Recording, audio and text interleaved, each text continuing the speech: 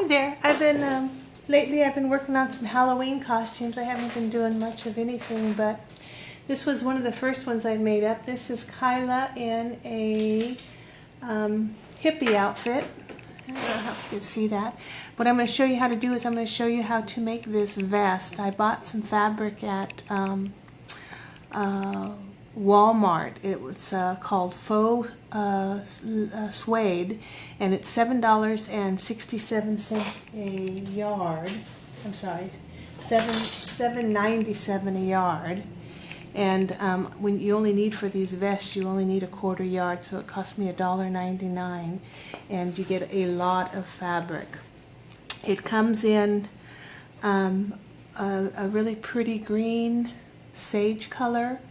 The problem with the sage color is this backing right here is almost white, so you'll see there's a big contrast between the inside and the outside.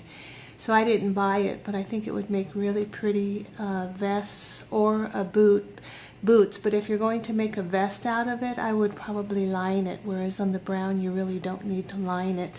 This fabric doesn't fray. You can cut it and make fringe out of it, and I'm going to show you how to do that. I have this on a very light fabric right now, so it lays pretty good. If you're going to put it over like a heavy blouse, and I'll show that to you later, you might want to enlarge the vest a little bit because it is a pretty tight-fitting vest right now. But I'm going to show you how to make these little fringes and put these little ties on. All I did was just knot them with some quilting thread to give them that little extra flare on the front there. But anyway, we're going to show you how to do this. I'm going to show you how I did the headband, because these were really popular in the 60s, even into the 70s. I sort of cheated. Usually they were made out of macrame, but I didn't want to bring out any of my macrame stuff because I don't even know where it's at. So I sort of cheated and I made it out of crochet thread. And basically what I did is I just used I think this is a D size 6 crochet hook, and I used knit crocheting. For the green one I used the crochet thread that comes in the skein, and I just gave myself a long tail. Let me take this off, Kyla. I didn't make it quite big enough because I was just playing around to see if I could even do it. But you might want to come all the way over like I did with this one here on Kelsey. Let's see if I can show you that. What it is, it's basically a chain of I only had 3 threads, 3 tails on the last one, and I just braided them together to get the braid here on the end here. Can you see that? This one's going to have more tails, so I'm going to have a thicker braid on this one.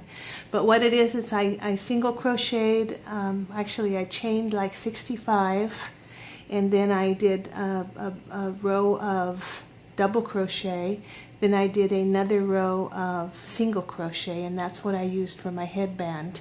So as far as the beads on it, all I did was every third double crochet I just tied on a bead. So I know it was a cheating way to do it, but it was a lot easier than trying to get, do it in macrame. So another thing I had was the feathers and the beads. The beads, I used the small wooden beads because I thought that would be look nice, but you can actually use just about any kind of beads you want on these. As far as the feathers, what I did was when I did my braid, I did just a regular hair braid down here, and then I put on the different colored beads. And then as far as the last bead, I took a feather. These are called saddle hackle feathers. Let me make sure that's the right name on them. These are called, this one's chinchilla saddle hackle, and then the brown ones are called furnace saddle hackle. And what that does is it gives you a really pretty feather to put on your headbands. They're only $2.29 for the whole bag at Hobby Lobby. You can even order them online. The furnace ones give you that pretty brown color, and the chinchilla ones give you that, it's almost a black and white and charcoal color. But they make real pretty designs on the headbands. And all I did was, after I finished braiding that and getting the beads on, I took some glue and I just glued the end of the, these are actually rooster feathers. I glued the end of the rooster feather into a wooden bead, the same one I put on the headband. So let's just say this is the headband. So I just put it in there and I glued it on just like that, and that's what gives you that look on the headband, is having those hanging. All I did at the end, I just knotted it and cut it off, and that gave that look on the, these are the furnace saddle hackle feathers. If you put a saddle on a rooster, all the feathers under that saddle are called the saddle hackle feathers. But you don't have to use those. You can use any feathers you want. This one is a this kind of big for this design, but you could actually use a feather like this on these beads, and then just glue that in like that and have that as a feather. This is a marabou. You can tell a marabou because they're so pretty. You see all the marabou feathers are what they use in the boas. And you can see because they're just so light and feathery, and that's what they use on you know, boas and the really fluffy ones. But anyway, this one, you can also use the different colored ones. You can buy these really cheap at Hobby Lobby. They're only a couple dollars. These are all your turkey feathers. They get all the turkey feathers and they dye them in all the different colors, but this would work the same way if you wanted to actually use a design to go with your headband. Say you made a yellow outfit, that would work too. But anyway, that's it. So it was about 65 single crochet stitches to get all the way around the head, which I did on this one. This one I haven't put any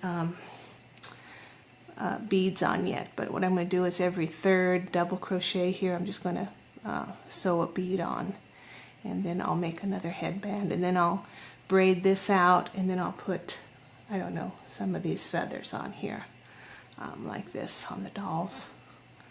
But that's how you get that headband look for a hippie design.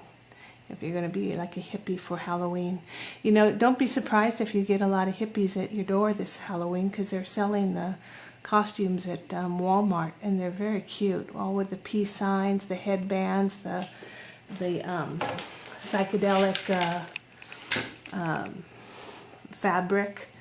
But anyway, okay, so I'm going to come back and then we'll start. I'll show you how to get started on the vest. You could make these kid size too. You just have to find a pattern that has a basic, this is the back and this is the front. You just have to find a basic pattern. This is for longer fringes. This is the two fronts, because there's only a seam here, and two across the shoulders, and that's it. But I'll show you how we did that when I come back. Okay, I'll be right back.